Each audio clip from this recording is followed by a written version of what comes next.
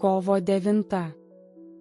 Nes Dievas nėra neteisingas, kad pamirštų jūsų darbą ir meilę, kurią parodėte jo vardui, praeityje ir dabar tarnaudami šventiesiems. Laiškas Hebrajams 6 skyrius 10 eilutė.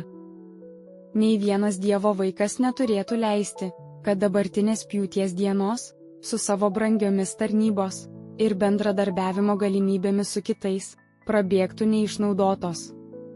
Jis turi pats kasdien stengtis aukštai pakelti karališką vėliavą ir viešai parodyti dorybės to, kuris jį pašaukė iš tamsybės į šviesą. Turi padėti ir bendradarbiauti su tais, kuriuos Viešpats savo apvaizdos dėka paskyrė į tokias vietas, kuriuose turi daugiau atsakomybės ir progos viešai tarnauti.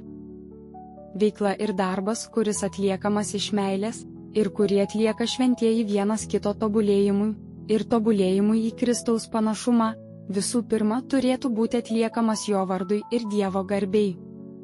Tokios pastangos ir toks darbas, atliekamas iš meilės, o kokia nuostabi mintis, Dievo yra pripažįstamas ir įvertinamas, o jo teisingumas neleidžia jam viso to pamiršti. Klausimai, kokius šią savaitę turėjau išbandymus susijusius su šiuo tekstu? Kaip šiuos išbandymus pergyvenau? Kaip jie baigėsi? Nes Dievas nėra neteisingas, kad pamirštų jūsų darbą ir meilę, kurią parodėte jo vardui, praeityje ir dabar tarnaudami šventiesiems. Laiškas Hebrajams 6 skyrius 10 eilutė.